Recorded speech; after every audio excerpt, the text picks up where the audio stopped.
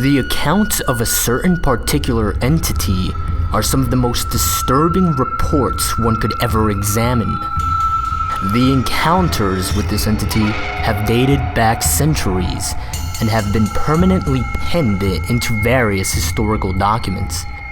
Each culture or area that encountered this being had its own name for it. The operator, the tall man, even master. Today, it is most commonly known as Slender Man. In recent years, it's actually been a phenomenon that's been taking off, and it's been pretty viral. It's even gotten to the point where the legend has its own video game being developed for it. However, its presence in history is certainly undeniable. There are many recorded accounts documenting encounters with this entity. One such disturbing account, stemming from a German journal dating as early as 1702, writes, "My child, my Lars, he is gone, taken from his bed. The only thing that we found was a scrap of black clothing. It feels like cotton, but it is softer, thicker. Lars came into my bedroom yesterday screaming at the top of his lungs that the angel is outside. I asked him what he was talking about, and he told me some nonsense fairy story about the tall one. He said he went into the groves by our village and found one of my cows dead, hanging from a tree. I thought nothing of it at first, but now he is gone. We must find Lars, and my family must leave before we are killed. I am sorry, my son. I should have listened. May God forgive me." Despite different cultures attributing different names to this being, all descriptions of it share some very common traits. The Slender Man is described as being a tall man.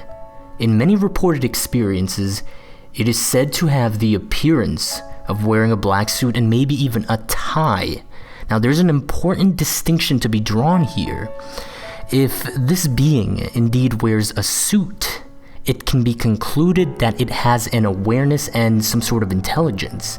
However, if it does not, and it just seems to have the appearance of doing so, then it's hypothesized that it has a natural ability to merge in its surroundings, and in this case that would be with our society, our culture. It may be why this entity has even been evasive for so many centuries, despite an ever-evolving and ever-changing culture. It is also reported as having no eyes, no mouth, no hair, and no distinguishable facial features. Different reports describe it as ranging anywhere between 6 to 15 feet in height. Its behaviors vary from report to report.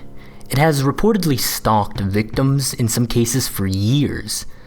Psychological torture is a common tool this being employs, though any definite particular reason as to why it does what it does is anyone's best guess.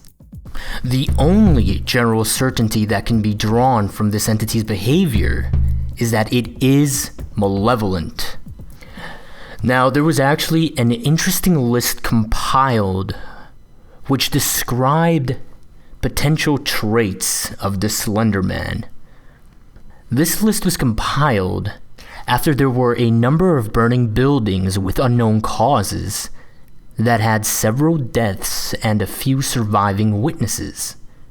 Now, these traits are listed in a sort of chronological order, and this is what that list says. Slender Man will find interest in a victim for reasons unknown. It would then contact the victim, and if it is a child, it'll present itself as friendly. The adults he stalks have a common trait. They have all been through a terrible tragedy in their life, even if the tragedy was made by Slender Man directly. If the victim is an adult, it would stalk the victim for long amounts of time, causing what is known as slender sickness. Now, slender sickness causes massive paranoia, nosebleeds, nightmares, hallucinations appearing only to the sick person, and many other dangerous symptoms. Eventually, and this is where it gets disturbing, eventually it would abduct the victim into whatever nearby forest there may be, where they would be killed. In messy cases, it may remove evidence of its existence by causing fire of their home, place of work, or school. Now here's one of the more recent findings about Slender Man, and this can get pretty disturbing. Slender Man uses, or is at least thought to use, what are called proxies. Now these proxies, they are people that behave in really strange ways. Oftentimes it is described as if they behave in ways that make them appear as if they are possessed. It is a kind of psychosis. However, it is unknown whether this psychosis is simply them speaking for themselves, or if it is actually Slender Man pulling the strings. In its most generalized form, you can consider these proxies insane individuals that are apparently under its control or influence. Now, this is because these proxies tend to act based on what this entity might want or need, sort of like servants. Now, the idea is that these people do all the physical interaction for it. Quite significantly here is the idea that they might even destroy or even leave evidence for it. They may even serve as sort of a communication medium, which is really disturbing considering the potential forms of media that they can communicate through. Because this includes creating any sort of electronic media to communicate with whomever they might feel the need to. So it might be possible that there are videos or files out there with communication from it. This idea, it kind of brings you as close as possible to this, as directly as possible as you can get. One final point, you cannot choose to be a proxy. There are reports or accounts in which people have tried where they've wanted to, but it doesn't work that way.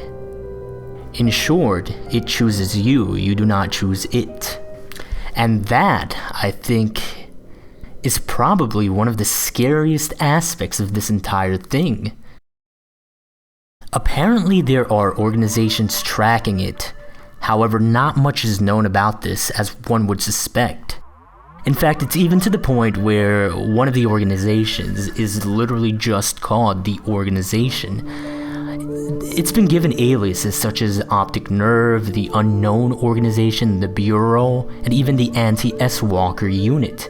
But all in all, it's just an unnamed organization. One report states that there was an interview with a detective. This detective did not state where he worked from, he only stated that they were based in Washington in the United States. Based on these reports, it is known that the organization pretty much knows about as much as we do when it comes to the Slender Man. However, some extra information includes that they refer to Slender Man as a serial killer whenever they are